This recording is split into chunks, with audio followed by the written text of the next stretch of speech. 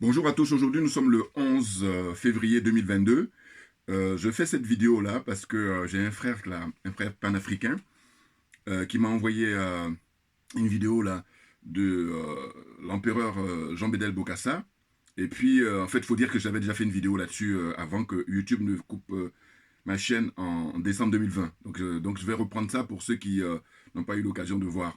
Et vous allez voir, c'est très, comment dire, touchant et vraiment, il n'y a pas de mots. Voilà, je vous laisse écouter et vous allez voir, ça dure 7 minutes, mais moi je vais prendre juste, comme d'habitude, quelques extraits et puis après je vais illustrer mon propos. Voilà, je vous fais écouter, vous allez voir, c'est extraordinaire. Et par rapport à l'actualité, ça vaut le coup. Regardez. L'uranium qui sert à l'agriculture, à faire surtout à l'agriculture. Mais cette usine n'est toujours pas construite. Non, elle n'est pas construite. Donc la Suisse et la France achètent du minerai brut mais ils n'achètent pas. Non. Depuis 1966, ils extraient, ils exploitent, mais ils n'ont jamais payé un franc. Comment ça se fait, ça? Ben oui, mais c'est comme ça, parce que, comme c'est l'uranium, nous ne devons rien dire. Et aussitôt qu'on veut essayer de demander, de parler, on nous fait taire. Ah. Absolument. Depuis 1966 jusqu'aujourd'hui, il s'agit ni la France ni la Suisse n'a versé un franc pour tout ce minerai. Mais il s'agit juste de quelques kilos à chaque fois. Pas possible. Il s'agit de très bons kilos parce que d'après vous, dans un avion, combien on peut en charger de minerai comme ça à chaque voyage? Ben écoutez, je ne dirais pas que c'est exagéré, mais ce sont des avions cargo. Or, vous connaissez aussi bien le tonnage des avions cargo que moi. Ah, donc c'est une centaine de tonnes? Absolument, absolument, une centaine de tonnes. Et des voyages assez fréquents? Des voyages assez fréquents. Et pendant des années, oui, des années et des années. Ils ont créé même un terrain d'aviation à côté pour transporter cet uranium et le gouvernement centrafricain, ça lui passe devant les nez, bien sûr. Mais on vous donnait les résultats de ces recherches sur le minerai? On ne donnait pas. C'est resté tout à fait un domaine secret. Bien, bien. On ne donnait pas de résultats. On ne donnait rien et puis rien. Alors rien. Mais à un moment, j'avais cru savoir que vous aviez fait arrêter ces extractions de minerai. Non, je ne pouvais pas. C'était la France qui avait arrêté. C'est la raison pour laquelle j'ai été demandé à la Suisse de reprendre. Et quand la Suisse a repris, la France, elle revenait aussi. La société à Suisse, Valéry Giscard d'Estaing ou la famille de Valéry Giscard d'Estaing aurait des intérêts. Absolument, ça c'est fatal. Je peux vous dire que ce qui se fait contre mon pays est une honte. On exploite mon pays et on l'interdit de revendiquer ses droits. On lui dit qu'il est enclavé, il n'a pas de débouché sur mer, il n'a aucune chance, il doit se taire. Et mon pays est devenu tout à fait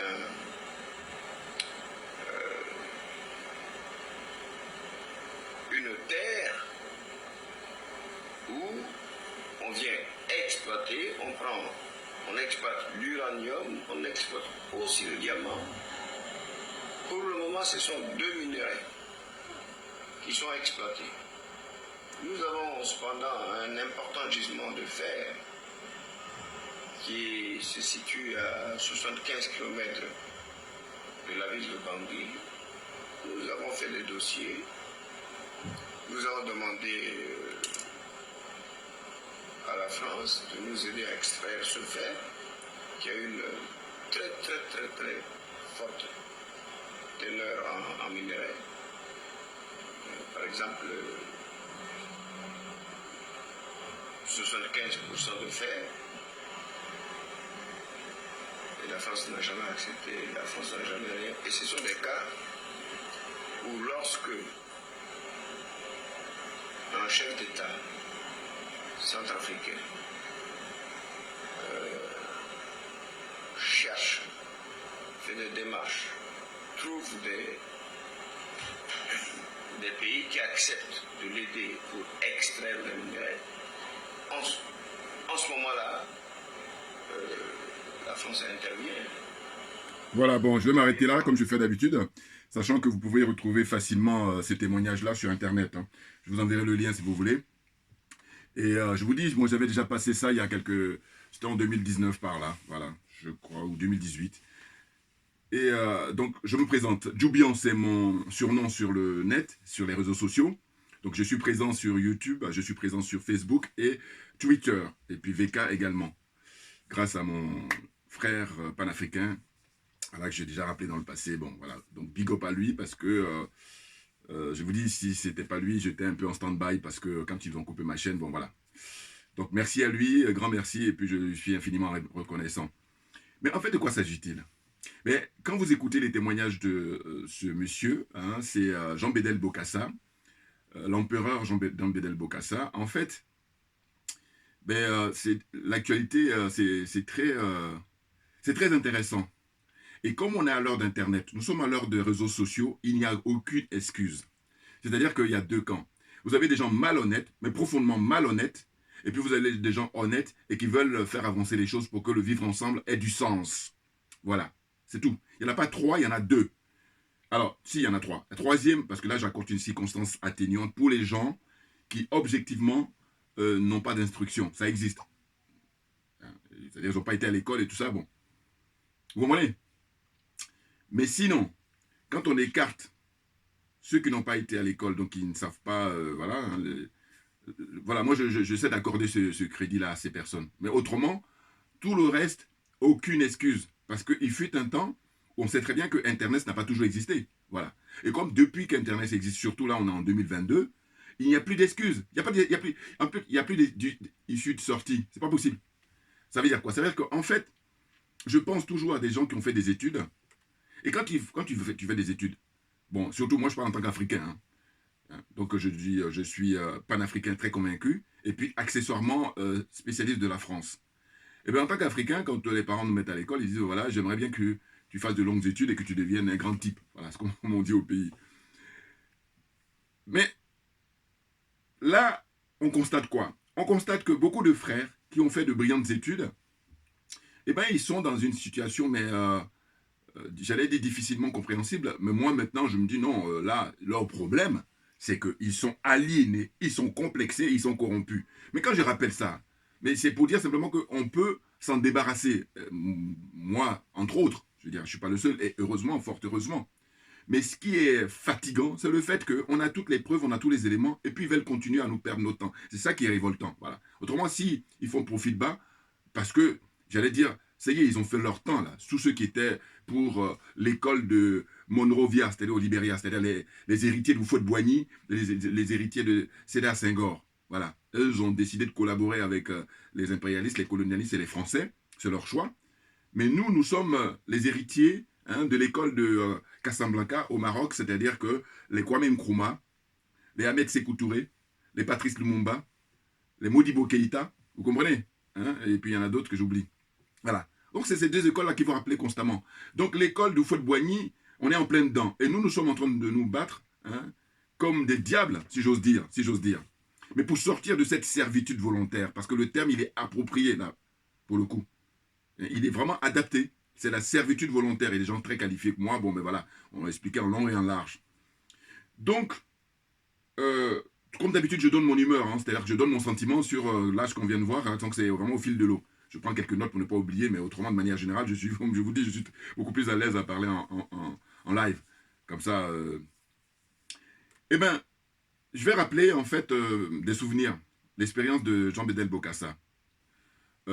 Moi, à l'époque, figurez-vous, bon, je dis je suis d'abord africain avant d'être ivoirien. Je serais d'accord là-dessus. Je dis parce que ceux qui disent qu'ils sont d'abord camerounais ou ivoiriens avant d'être africains, ils n'ont rien compris. C'est des idiots. Voilà.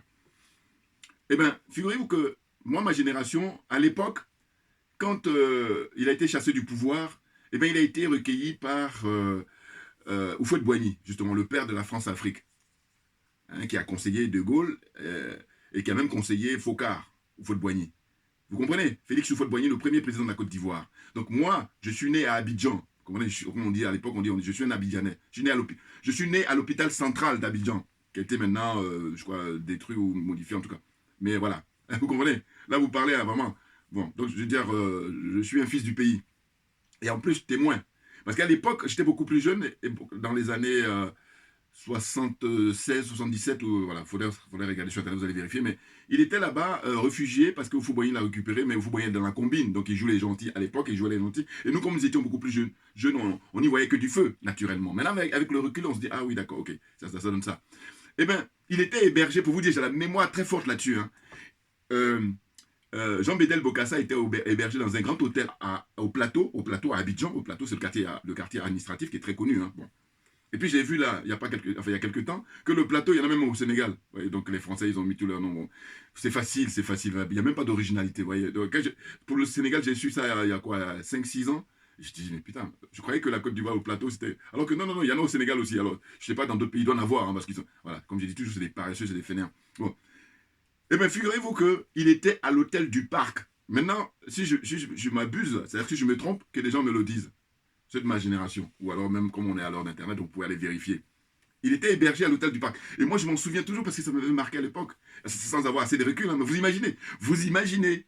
Voilà. Donc Jean Bédel Bokassa, il est resté longtemps en Côte d'Ivoire, hébergé par Houphouët-Boigny, enfin réfugié là-bas, parce que les Français l'ont chassé du pouvoir. Maintenant, une autre anecdote, c'est que lui-même, il le raconte. Hein. Il dit que, voilà, il ne sait même pas combien de diamants sortent, les quantités, et puis l'or. Sachant que, je vais vous faire le rappel tout à l'heure, j'ai pris quand même quelques notes, la richesse de la République centrafricaine. C'est impressionnant. C'est impressionnant.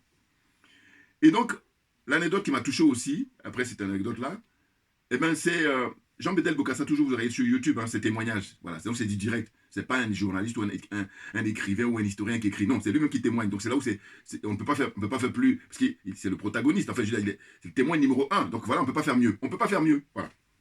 Et donc, ça, pour lui, par contre, c'est très intéressant. Avant de mourir, voilà, on a suffisamment d'éléments. Ça fait que, je veux dire, ceux qui veulent faire le malin, bon, voilà, tu lui montres, qu'est-ce que tu en penses? Et si tu es honnête, je vais discuter avec toi. Si tu n'es pas honnête, j'ai pas le temps. J'ai pas le temps. Assimi Goïta, j'ai pas le temps. Voilà, on est d'accord. Donc, c'est de dire quoi? C'est-à-dire qu'à l'époque, donc il explique là, il y avait les Français et les Suisses qui exploitaient ces richesses, c'est-à-dire le diamant et puis l'or et tout ça. Et à un moment donné, les Français, comme ils sont chez eux, eh ben, ils le font à volonté. C'est-à-dire que si on est de bonne humeur, on va aller bosser. Si on n'est pas de bonne humeur, on se couche, on dort. Voilà. Mais je ne caricature rien du tout. Ils se sont mis en retrait. Et puis là, lui, qu'est-ce qu'il a fait? Il a fait appel aux Suisses. Et quand les Français ont vu qu'il a fait appel aux Suisses, ils ont dit non, on revient. Bon, c'est-à-dire que c'est eux qui sont leur précaré, comme ils disent d'ailleurs. Hein, le terme qui est connu. Je ne sais pas s'il est approprié, mais il est connu. Bon. Eh bien, à un moment donné aussi, c'est qu'il n'avait plus d'argent pour payer ses fonctionnaires. Ça, c'est l'anecdote vraiment que je trouve mais très, très fort. Et qu'est-ce qu'il fait à l'époque, l'empereur Jean Bédel Bokassa? Empereur, bon. Vous voyez, là aussi, pareil, ça fait clin d'œil à Idriss Déby, qui s'est mis empereur. Et je vous dis, j'ai déjà dit dans une de mes vidéos, mais je vais rappeler pour ceux qui n'ont pas vu mes vidéos passées. En fait, les Français, ils n'aiment pas, parce qu'ils sont rancuniers, hein, je parle des dirigeants français. Je parle de l'oligarchie française. Je parle des impérialistes et des colons français. Ils sont rancuniers.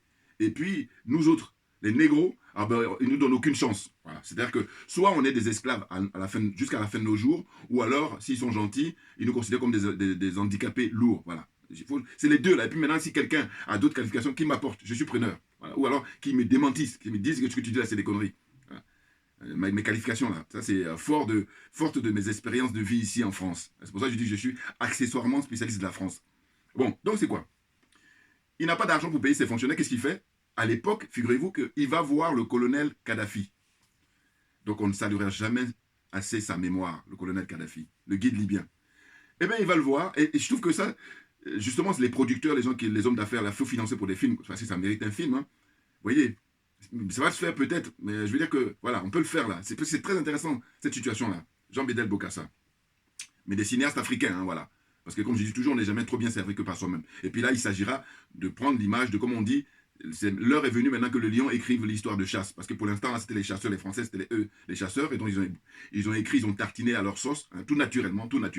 Maintenant, là, l'heure est venue pour que les dignes fils puissent restituer l'histoire, la vraie, hein, l'authentique.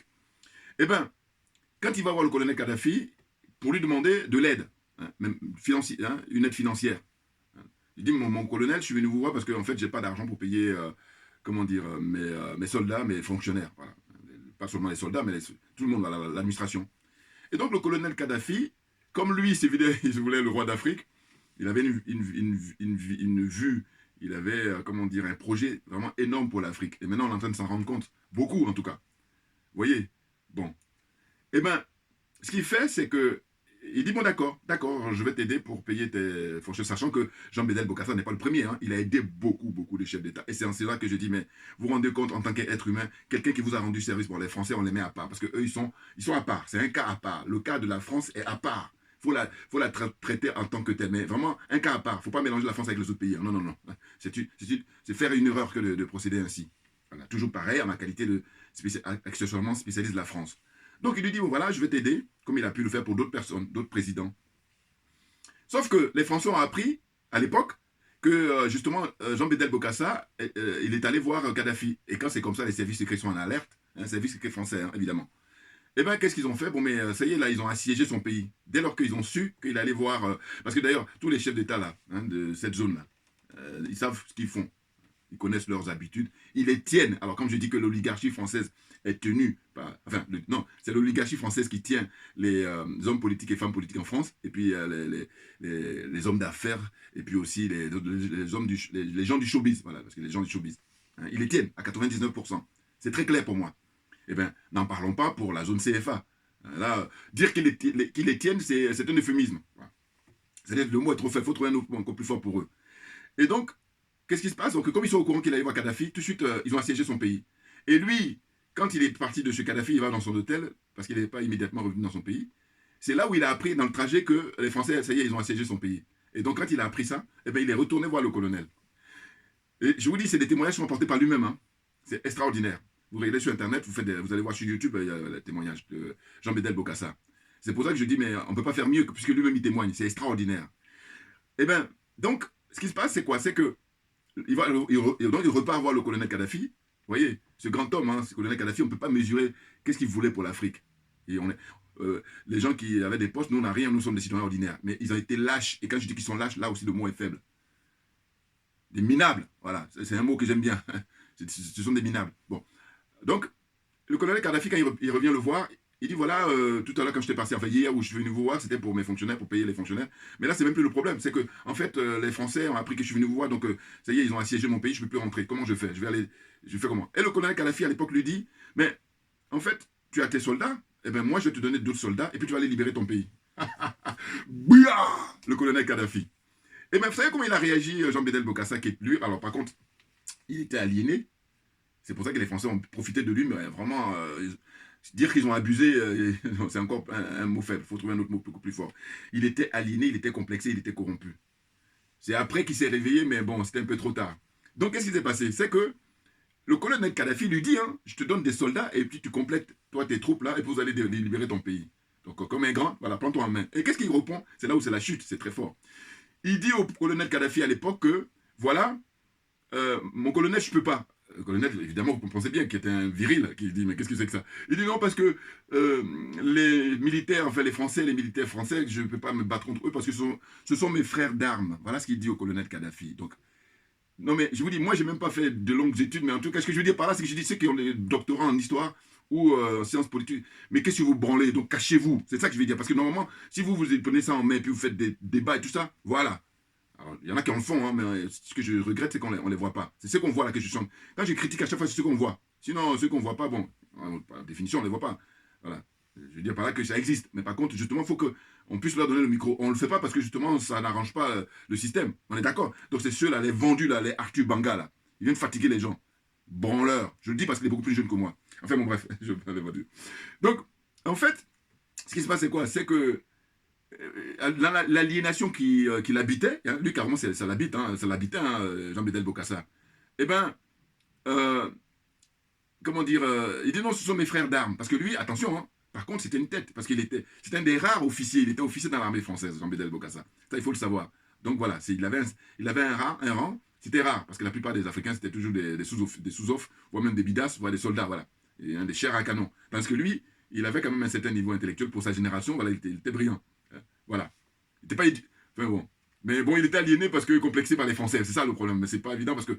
Voilà. Maintenant, si vous voulez il y a une certaine génération. Ce que je trouve le comble, c'est qu'on est au XXIe siècle et il y a des Africains comme Arthur Banga qui sont complexés encore. Il n'y a pas que lui, il y en a plein. En Côte d'Ivoire, il y en a plein. À l'appel, vous les avez. Au Togo. Au Togo, c'est bizarre parce que je regarde de temps en temps il y a une chaîne, la privée. Au moins, il y a des gens qui osent critiquer la France. Mais en Côte d'Ivoire, vous ne pouvez pas. Hein. Non, non, non. Il ne faut pas critiquer la France. Quand je regarde les débats sur toutes les chaînes en Côte d'Ivoire, c'est tabou. Tu ne peux pas critiquer la France. Voilà. Et là, c'est impressionnant. C'est impressionnant. Enfin, bon, bref. Donc, ce que je veux dire, c'est quoi? C'est que quand je prends ces témoignages-là, je vais essayer d'abréger parce que le temps passe. Mais vous conviendrez avec moi que c'est incroyable. Le colonel Kadhafi vient en aide. Première fois, c'était financièrement. Deuxième fois, c'était dit, bon, je te donne des militaires, et puis tu vas compléter avec ta troupe, et puis vous allez libérer ton pays. Lui, il ne peut pas, non, parce que les Français, les militaires français, ce sont ses frères d'armes. Bon, alors là, quand il réagit comme ça, évidemment, c'est un être humain. Voilà. Les autres en face, ils ont l'apparence d'être humains, mais ce ne sont pas des êtres humains. On est d'accord, on est d'accord. Bon. Voilà, malheureusement pour moi, son sort, vous avez vu, hein, c'est-à-dire que l'humiliation, parce que ça fait partie aussi de leur trait de caractère. Ils humilient les gens, c'est un plaisir pour eux, voilà, c'est dans leur ADN, j'ai compris ça aussi. Quand je dis que je suis accessoirement spécialisé en France, voilà, c'est tout ça que j'ai compris, entre autres. Bon, donc, vous comprenez? Autre chose encore, attendez, c'est pas fini, c'est que les rapports qu'il avait avec Giscard, parce que c'était à l'époque de Giscard, hein, Giscard, sachant que Giscard a été élu en 1974, puis il a perdu en 81. Donc il a fait son septennat, comme on dit. Eh bien, lui, il prenait Giscard comme son frère. Même la fraternité qu'il accordait à Giscard, c'était même plus fort que son frère Négro, pour vous dire. Il donnait tout à Giscard, à tel point qu'il avait une confiance aveugle. Et donc Giscard, il se servait au niveau du diamant. Vous rappelez-vous, il y a un scandale à l'époque, hein, ça fait même partie des trucs, c'est qu'il lui a fait perdre les élections en 81 quand il a été battu par François Mitterrand. Bon, entre autres, parce qu'il n'y a pas que ça, mais bon, c'est un élément important. Parce qu'ils ont fait une campagne de pub, parce que l'oligarchie, comme ce sont eux qui choisissent, et donc ils ont les agendas de chacun, ils disent, bon, toi c'est ton tour. Voilà. S'ils veulent que tu fasses 2 mandats, à l'époque tu fais. S'ils veulent que tu fasses un seul mandat, tu feras. Voilà. C'est eux qui décident. Bon. Parce qu'ils mettent une campagne, mais vraiment à fond, hein. Ça a toujours été. Maintenant, nous autres, on se réveille. Et je dis, le pire, c'est qu'il y en a encore qui continuent à dormir. C'est pour ça que je dis, la ramène pas parce que tu n'as pas compris. Et ou ne perds pas notre temps. J'ai pas le temps, Assimi Goïta. Voilà. Donc, qu'est-ce qui se passe? C'est qu'en fait, il y a un autre truc, tellement il avait confiance à Giscard, c'est que sa femme, elle venait ici, hein, et puis Giscard, il emmenait sa femme là-bas. Ils échangeaient leurs femmes, quoi. Mais c'était, lui, dans sa tête, à Bokassa, c'était que, bon, mais comme on est des frères, bon, mais voilà, mais il n'a pas songé un seul instant que Giscard allait coucher avec sa femme. Valéry Giscard d'Estaing, il a été tellement, il ne considérait pas Bokassa, qu'il a fait un enfant, hein, il a couché avec la femme de Bokassa, hein, la princesse, là. Vous avez les images d'archives et tout ça. Il a fait un enfant avec elle. Et, mais bon, c'est connu hein, ce que je suis en train de dire là, voilà. Je veux dire que je ne suis pas en train de fabuler ou machin, tout ça. Vous allez sur Internet, vous avez toutes les, hein, aussi bien au niveau documentaire, au niveau des images, et puis les écrits aussi, voilà, il y en a. Et même, il y a un des collaborateurs de Giscard qu'on a buté, parce que lui aussi, entre-temps, il est rentré dans la course pour sortir avec la dame. Voilà, donc il a été buté, lui. Là, je parle cru, là. Hein. C'est pourquoi? Parce que je dis à un moment donné, c'est bon, quoi. Qu'est-ce que vous voulez? Moi, en fait, je dis que j'ai la prétention d'être un être humain. Donc, quand on est un être humain, on fait jouer son intellect. Et puis, on ne va pas être des esclaves jusqu'à la fin de nos jours. Hein. Même les animaux domestiques, là, ils ont une certaine liberté par rapport à la considération qu'ils nous accordent. Je n'exagère rien du tout. Réfléchissez 2 secondes et puis constatez autour de vous. Vous allez voir. Donc, j'avance.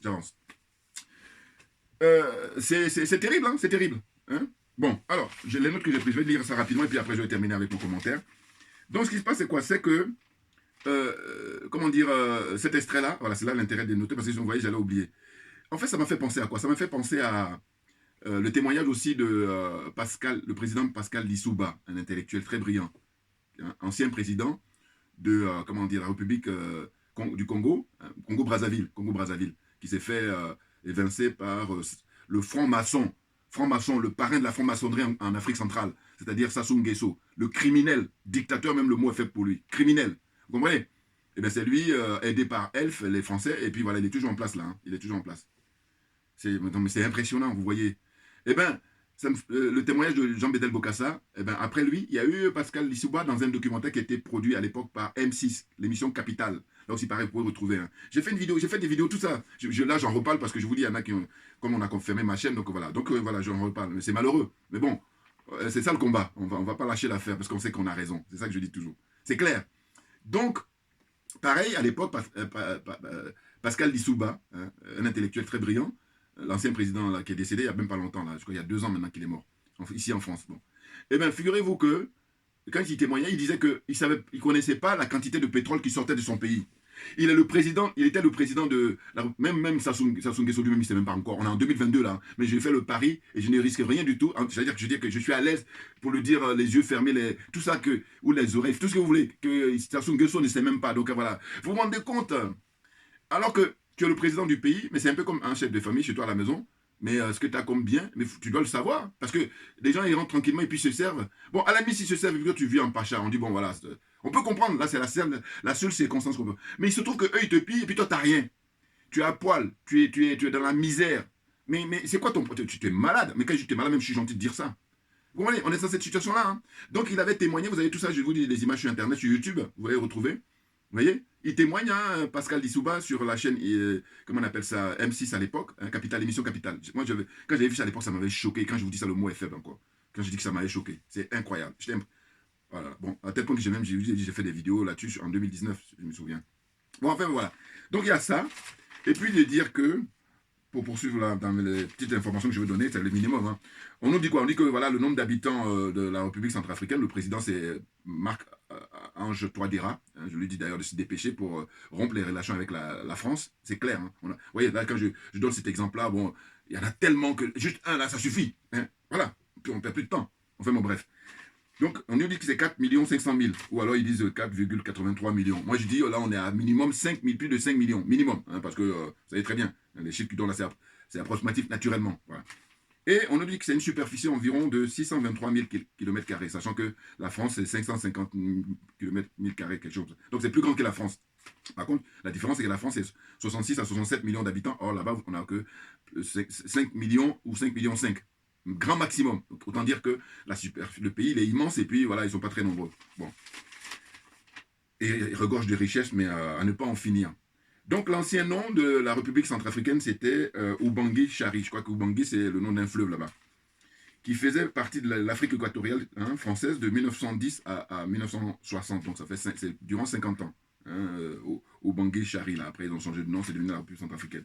La date d'indépendance, donc c'est le 1er décembre 1958. Là, par contre, je ne m'attendais pas à ça. Je pensais que c'était en 1960. Bon, on me dira, je joue juste sur une à 2 années. Donc, parce que la plupart des pays, là, c'est en 1960. Sauf le président Ahmed Sékou Touré, qui lui, il a emboîté le pas sur, comment dire, le Ghana. Le Ghana en 57, et lui en 58, il a demandé son indépendance. Il a arraché son indépendance d'ailleurs. Bon. Un pays très enclavé, donc pas d'accès à la mer.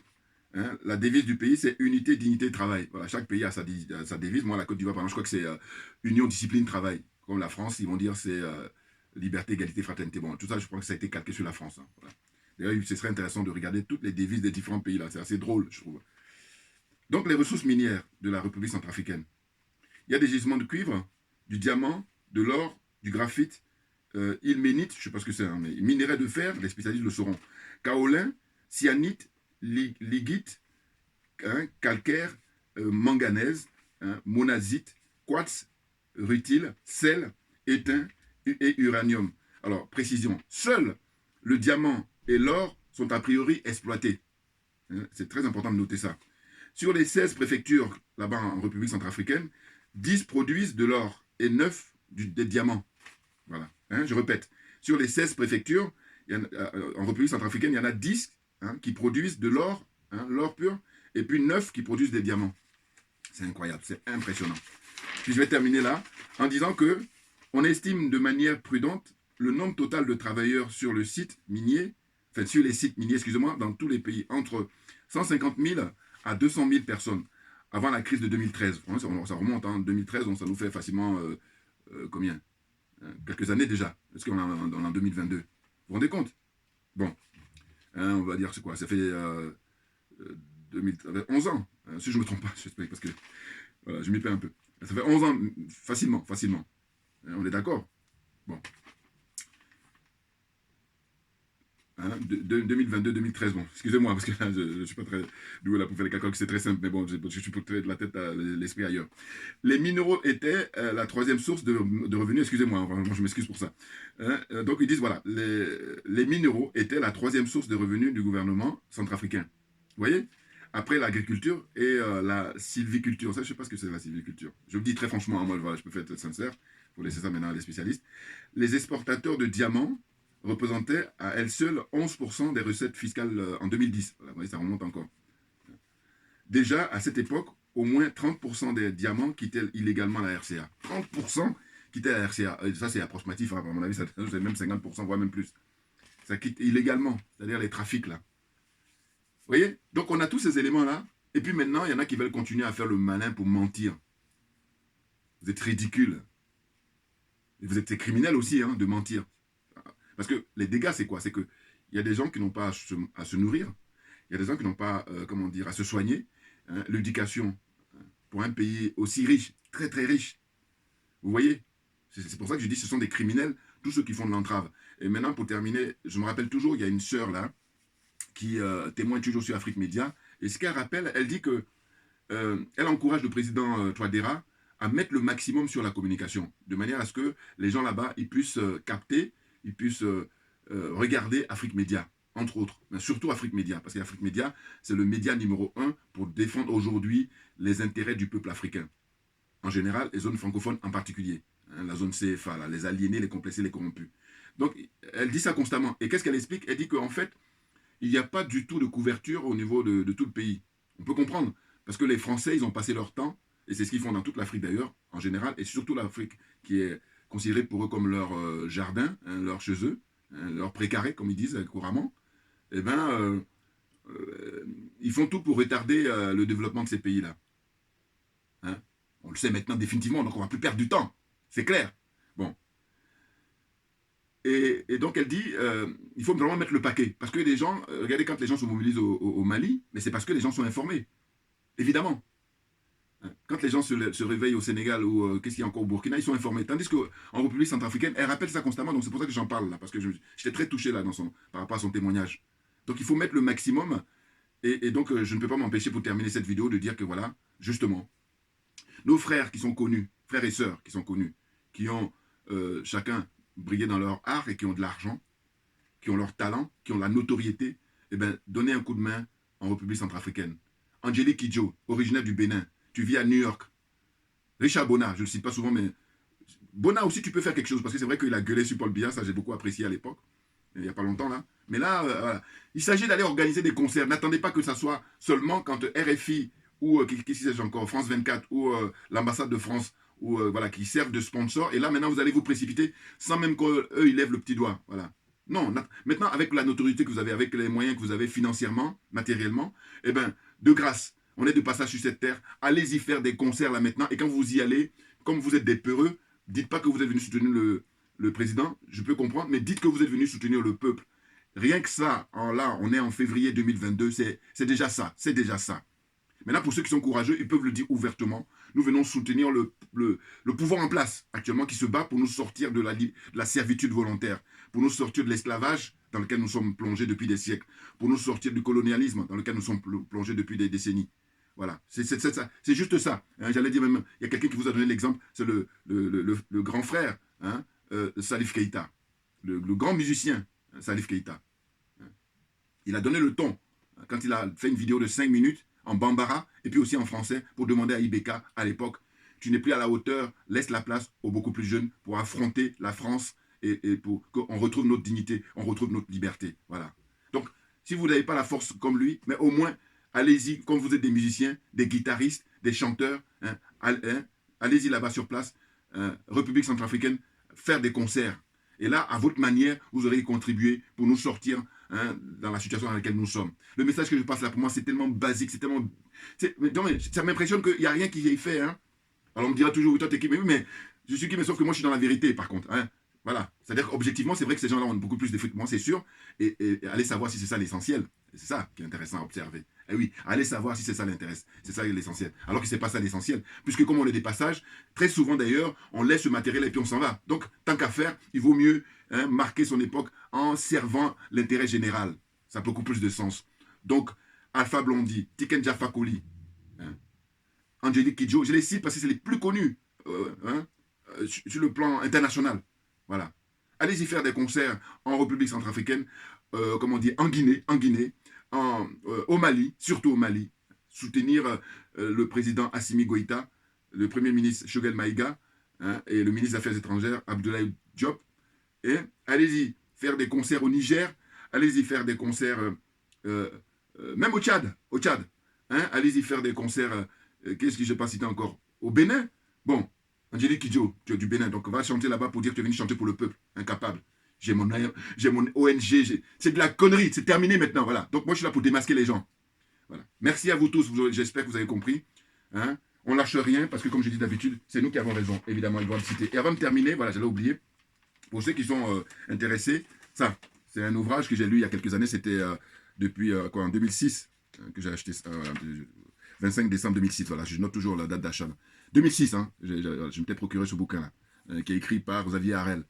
Voilà. Là aussi, pareil, vous pouvez, si vous n'avez pas la force de lire, mais au moins allez-y, regardez, il a des interviews et il parle de son bouquin sur YouTube. Vous tapez son nom, Xavier Harel, voilà. Hein, voilà, c'est chez Fayard. Voilà. Hein, vous voyez le titre, hein, Afrique, pillage à huis clos. Voilà. J'ai pensé à ça dans ma bibliothèque, hein, de temps en temps je vais faire ça. Hein. Je vais sortir un bouquin par rapport à pourquoi j'ai parlé. J'ai débattu, en fait, j'ai donné mon avis, et voilà, comme ça, ceux qui veulent aller plus loin, vous avez ça. Merci beaucoup pour votre attention, et puis à très bientôt. Merci bien.